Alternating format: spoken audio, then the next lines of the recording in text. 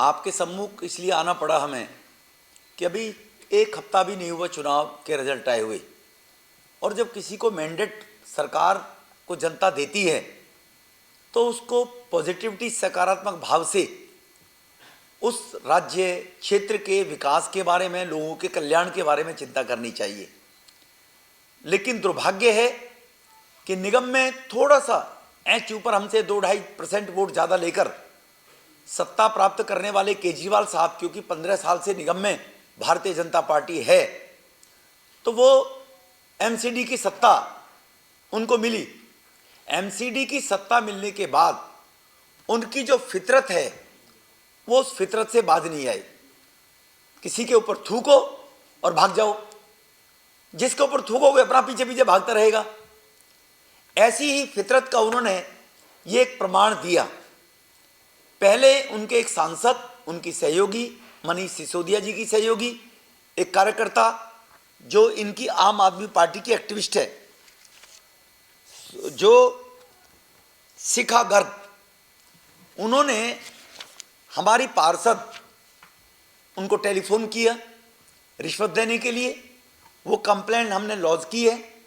उनको कहा हम आपसे मिलना चाहते हैं। उन्होंने कहा क्यों मिलना चाहते हैं, हम मिलने के बाद ही बताएंगे। और उन्होंने कहा मुझे एड्रेस दीजिए। उनको लगा नई नई निगम पार्षद बनी है, कोई होगी अनभिज्ञ अनजान, आइए। उनके घर पहुंची, सीसीटीवी फुटेज में उनकी फोटो है, उनकी चर्चा है।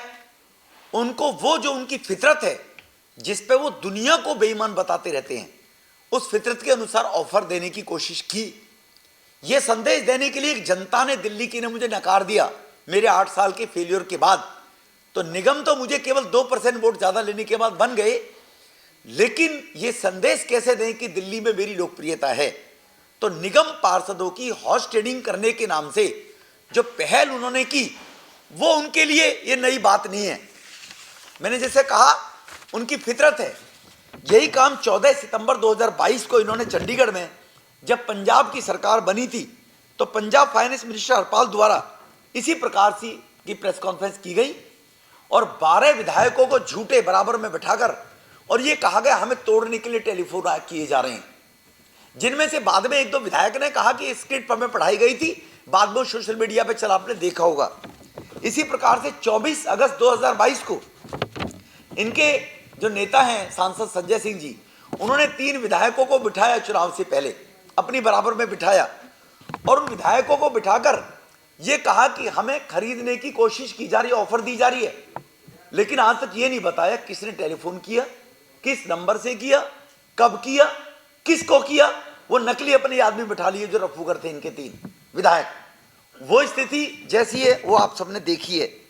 तो इसीलिए इनका झूठ, धोखा, फरेब, ये है केजरीवाल, इसका पर्याय है झूठ, फरेब और धोखे का केजरीवाल साहब। उसके लिए उन्होंने इसी प्रकार से, जब ये गुप्ता जी हमारी जो पार्षद है, उनकी शिकायत पर उनके खिलाफ शिकायत हो गई, तो उन्होंने देश को गुमराह करने के लिए, लोगों को गुमराह करने के लिए फिर कॉन्स्पिरेसी की। कॉन्स्पिरेसी करने के लिए संजय जी सामने आए और आने के बाद हमारे पूर्व दिल्ली के मेयर, जब यूनिफाइड एमसीडी होती थी, उसके standing committee chairman, senior leader, उनका नाम लेकर उन पर आरोप लगाया कि हमारे पार्षदों को तोड़ने के लिए प्रयास किया जा रहा है। योगेंद्र जी ने कहा मैं अपना टेलीफोन भी दे सकता हूं, किससे बात हुई, कब हुई। जब मनीष सिसोदिया की ट्वीट आया था तो मैंने ट्वीट भी किया था उनको कि मनीष सिसोदिया साहब, आप सम्मानित संवैधानिक पद पर हैं, कोई बेवड़े नहीं है, क्यों कलंकित कर रहे हो सम्मानित पद को भी। अगर तुम्हारे पार्षदों को किसी ने टेलीफोन किया, भाजपा के नेता ने, तो किस पार्षद के नंबर पे किया और किस नेता ने किया, उसको दिखाइए, लाइए दिखाइए। वो उन्होंने कोई जवाब नहीं दिया। लेकिन सम्मानित डिप्टी सीएम जैसे पद को कलंकित करने वाले लोग, देश के लोकतांत्रिक सिस्टम पर से लोगों का विश्वास उठ जाए, इस मानसिकता से कैसा काम करते हैं। तो योगेंद्र जी ने उसकी एक कंप्लेंट दी है कि मेरा टेलीफोन डिटेल, मेरा टेलीफोन, मैं उसको देने के लिए तैयार हूं। आज वो कंप्लेंट दी है एंटी करप्शन ब्यूरो के अंदर, और पहली भी कंप्लेंट दे रखी है हम लोगों ने। लेकिन ऐसी राजनीतिक, घृणित राजनीति करने वाले लोग, छोटी संकुचित मानसिकता से लोकतांत्रिक सिस्टम को बदनाम करने वाले लोग, उनकी जानकारी आप तक पहुंचे, आपके माध्यम से जनमानस तक पहुंचे कि केजरीवाल साहब का वस्तु स्थिति कैसी है और उनका करैक्टर कैसा है, और लोग कब तक उनके ऊपर विश्वास करेंगे। और विश्वास करने के लिए अब बार बार वो किसी के ऊपर थूक कर अगर भागते हैं तो लोकतंत्र में उसका जवाब तो लोकतांत्रिक पद्धति से देश की सम्मानित और दिल्ली की सम्मानित जनता ही दे सकती है। ये मैंने आपके सम्मुख ये वस्तुस्थिति रखनी थी। योगेंद्र जी के साथ जो घटना घटी उसके बारे में योगेंद्र जी आपको विस्तार से इसकी जानकारी देंगे जी।